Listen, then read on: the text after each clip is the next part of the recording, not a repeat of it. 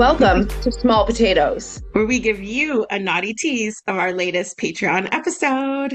Be sure to subscribe. Links are in the description. Right. Well, I mean, squirting is a thing in the industry or in our industry that some men really look for. They often call or email in with recommendations like, who can you give me that's a squirter? And there's some girls that we could easily recommend that they can achieve it pretty easily. But others, I feel like it depends. It depends on who's working with them. It depends on your skill level. I think we're all equipped, but we have to have the right partner or tool to achieve. You know what? I think it's one of those moments where a recommendation is a good start. But it's almost like a dual responsibility. Like she has Right. to have mastered or figured out how, but he has to have mastered or figured out how. Like it's really a two-way street here. And it depends on how easily it happens for her. For some people, it takes a while. Like women with all our freaking orgasms. Men, they could Right. sneeze, jizz. Us, it takes a And so, there's a lot of buildup to it. At the very least, even if she can squirt really easily, the area itself needs a little bit of TLC and attention because it doesn't squirt until it's engorged. It has to swell up because when it swells up, it fills with liquid. And so in order to get the squirt, you have to have the fill. If the Right. balloon's not full, you're going to be just blank. It's not going to work. So that's why there's that pressure feeling that can feel a bit like the girl has to go pee because right above the G spot is her bladder. And so as it swells up, it presses right on it. Why did I just do that with my head? Now I'm a G spot, just pressing on a bladder. Just does that.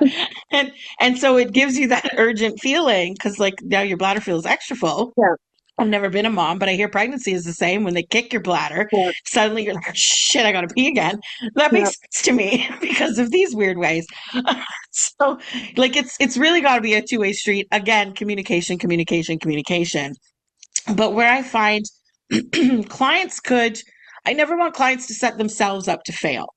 Right. And by that, I mean disappointed, right? And so just because you read it in a review or just a girl says, I'm able to squirt, doesn't mean that she's signed her life away in a contract about it that it will happen with George. Like, Right. there's still got to be that give and take. And so that's why I put a little bit of onus on the dudes too, is because you have to learn some techniques, you have to learn some skills. And if you want to learn, what better place than a rub and tug? I mean, it's literally so easy. I would say, no offense to escorts, but probably a little better an environment because there isn't the pressure of all the other things. You can literally just focus on that if you want to. Yeah. You don't have to do all the other fucking and sucking and all the stuff. You can just learn your way around the insides of a vagina. And so figuring out where that G spot is, how to touch it, what to look for in terms of her body reactions in order to make it happen, and always keep in mind that every woman is a little bit different. And I think it really is like I did a tip on this about pleasure mapping because you should never assume that all women are the same. Two things I want to say is one thing is that we all have the anatomy. I believe we all are built the same, but where it lies, how much coverage there is around it, how far it's exposed, those things are variables. And I think also that you need to be able to, like you said, warm her up. A client can't come in fingers in and think it's going to happen. Like she needs to be aroused. She needs to be touched in ways she enjoys to be touched. So pleasure mapping with your muse or your partner, I think is important, especially if you're trying to achieve something so big like squirting. Because to some women, it's a big deal. To get there is not, a quick one too. There's some work and planning and communicating you're there. It feels really good. And like continuing with that motion. And didn't you even have a suggestion too about that classic like come hither motion? Yeah, I think it's important for people to stay, up to date if there's new information about the body and about sex tips and techniques, and watch Riley every Sunday on Patreon to learn all these things. But there can be miscommunication too, right? Sorry. And I think originally the instructions that were given was, I guess, misworded is kind of what I'm looking for. It was like to simulate the G spot, do this with the like come here motion. And I'm like, no, that's how you find it. That's not how you make it squirt. To find it, you need to like basically rub your fingers along the top wall of the vagina, like you said, to find where on the map it is for her, because each Mhm. one's is different. Um, and you'll feel it based on like texture on your fingertips. So using your fingers is the perfect way to find it, as opposed to your penis or anything else. Once you find it, you can use all kinds of things to get there. But in general, to actually like stimulate it, it needs a constant pressure, very much the same as the prostate Mhm. is. If you're doing external or internal prostate, it's very much the same, like pulsing on it and like pushing onto it or into it so that you're kind of like pumping it up. Do you remember when we were in like high school era where they had like pump Reeboks Yeah, I knew that's what and you're going to squish the say. ball? It's very much like that. So the come hither thing is cool to find it, but once you know where it is, you almost want to do like an up and down motion, and sometimes very vigorously and very quickly. Whereas normal fingering is an in and out motion. So you're Hmm. literally going up and down. And that seems weird, like vagina opening and you're kind of like this in it. That's not how we're told to finger, but it's not fingering. It's G-spot stimulation. And so to get it to that squirting point, you really have to do that. And it doesn't mean you hammer in right away, really quickly.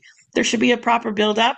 But it can be really intense. Whereas I don't know about everybody, but most women don't like traditional fingering really vigorously. It feels like you're Right, punching us instead of like what fingers feel like when you're going nice and easy about it.